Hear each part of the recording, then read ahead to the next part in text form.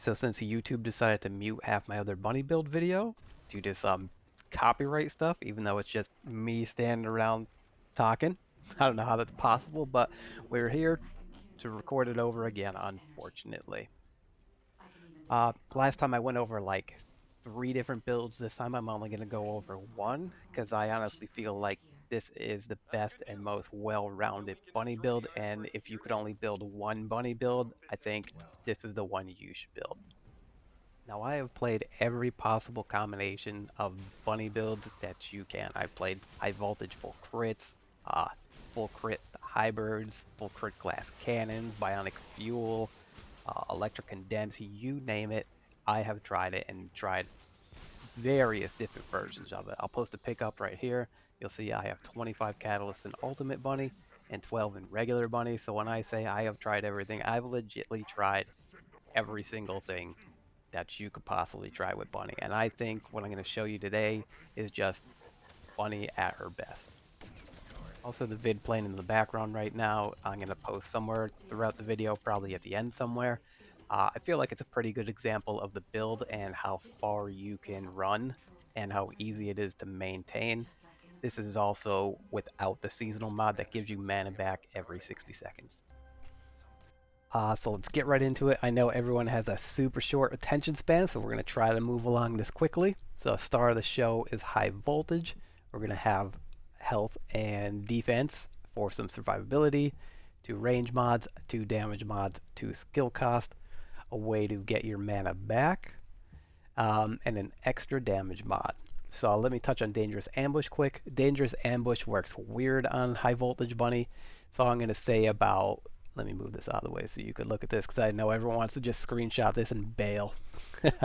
But Dangerous Ambush, so it's weird on high voltage bunny. It works. You're going to get the extra damage boost about 95% of the time, whether you're in open world or dungeons, killing just regular little mobs or yellow bar mobs. For some reason, this mod is almost always working. It doesn't work on dungeon bosses though, but that's alright because we're not focused on dungeon bosses. We're focused on killing everything else in the game as efficient as possible. And this just helps you kill the yellow bars just a little bit quicker. It's just to add to your damage.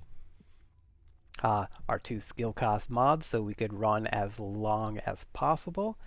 Energy collection, so this is going to help us with our passive mana regen. This also lets you run longer. It also gives you almost 3/4 of your mana back when you step on a mana pickup. These 2 mods right here are going to provide us our maximum range coupled with our reactor with range on it. That gets us up to 27 meters.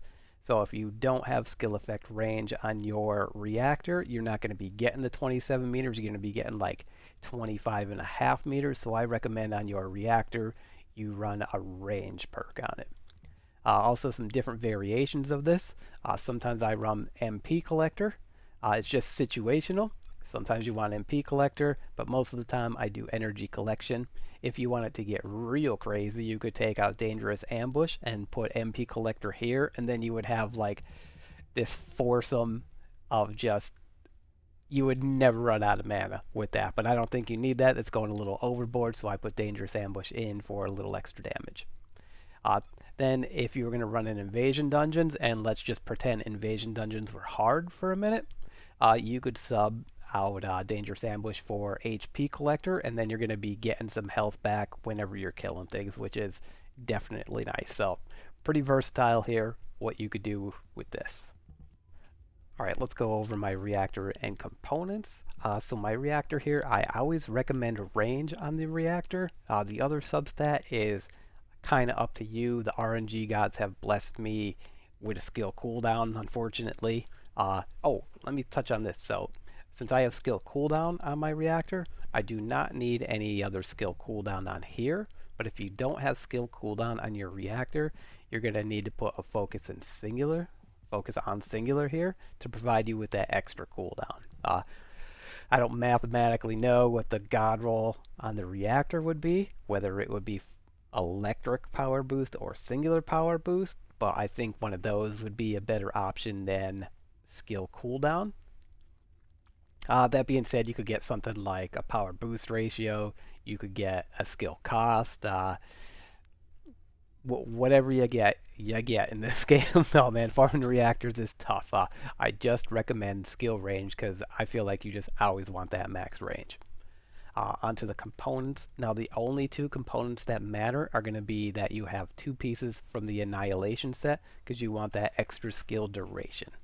Uh, I'm not running the Slayer pieces for the two-piece bonus. I'm just running them because they provide me with the stats that I have for the best survivability. Also, these Annihilation components don't necessarily need to be here. They could be wherever you want as long as you have two of them. I just happen to have them here because when I couple them with the Slayers, uh, if I put them somewhere else, the two Slayer pieces that go here are both shield, and that really doesn't do much for me for survivability. So if you had some good gold components or whatever good components you have that you want to pair with this, you could put them in wherever you want as long as you just have two pieces of the Annihilation set. That being said, stat or substat wise, I recommend MP recovery in combat. That's super important, and so is max MP. This one here, recommend defense and an MP recovery modifier. First piece here, just some standard stuff. MP recovery out of combat doesn't really matter too much on Bunny because as soon as you hit your 2, you're never going to be out of combat, so this is almost never going to be working. Still good to have, and then max HP for some survivability. On here, I just have max shield. Again, just a little more survivability, and then item acquisition distance, just so it's easier to pick up my mana and whatever else is on the ground.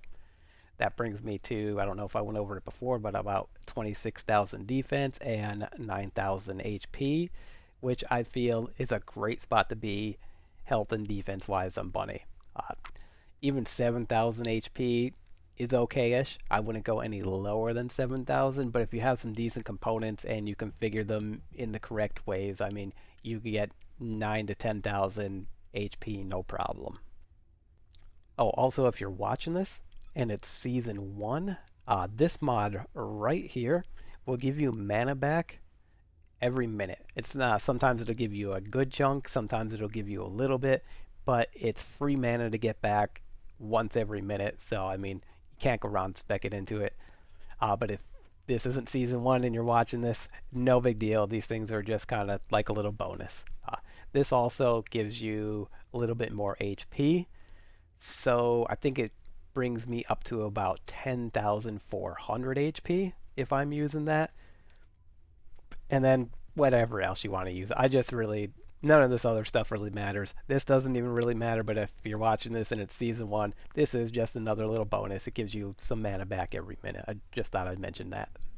Alright, well that's about it in terms of going over what I use. I've showed you my reactor, my components, the subsets I recommend on them, showed you my mods, some different combinations that you could run. To close it out, I will say this. I think out of everything I've run with Bunny, whether it be your hybrid crit builds with full crit and some skill cost and whatever combinations you want to run with crit, or combinations of other stuff, electric condense, bionic fuel, whatever. I think this is the best and most well-rounded Bunny build that I have ran, and I don't see myself changing this for any other builds unless some other red mod comes out and it just blows high voltage out of the water. With this build, it gives you the survivability you need, you have your max range, you have plenty of damage to kill any mob and yellow bar in the game. Any mob in the game is going to die even to a regular Bunny with non-high voltage. What high voltage does though, it gives you a little bit more range to reach out, and it also helps you slay down those yellow bar dudes just a little quicker, and then dangerous ambush on top of that helps you knock those yellow bar guys down even faster. If you're speccing a full crit build is doing almost nothing for you in a mobbing situation, because maybe you crit that ad and you hit that ad and you hit a crit for 2 mil, but he was going to die with 200k damage, so it doesn't even matter. A full crit build for mobbing, in my opinion, this is where I get all the hate. A full crit build for mobbing is fucking garbage, I say. If you want to slay bosses with Bunny and you want to build a full crit build, go ahead, be my guest. I think that's cool and play bunny how you want to play it. I just think from all the things that I've run, I don't think crit bunny is it for doing anything but like kill and devour and some other bosses and stuff like that. I don't think it's really the optimal way to run bunny. There's always going to be something you're missing out if you're running a full crit build. You're going to be missing out on, in some specs, maybe a range mod. In other specs, you're going to be losing some survivability, uh, some skill cost. There's always something you're going to be missing if you're running a full crit build. It's impossible to fit everything I have in here in one of those builds. That's why I just recommend this. If you're worried about damage at the boss, uh, that's why we have great guns like Greg's. The Executor is coming up on the scene here. I'm starting to build this. Enduring Legacy. There's plenty of options that you could easily slay a boss, and with like a good gun, I could kill whatever boss I need to kill faster than I can with a full crit bunny. So if someone's like, oh well, I could kill the boss so fast with my full crit bunny, well, I could kill the boss faster with my gun.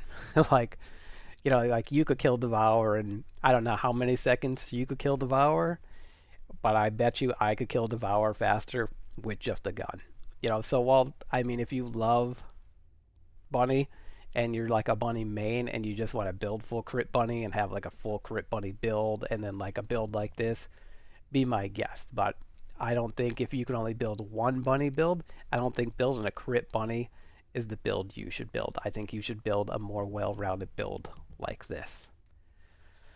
God, everyone's fucking hating on me, and the thumbs downs are fucking rolling in now because I just shit on crit bunny.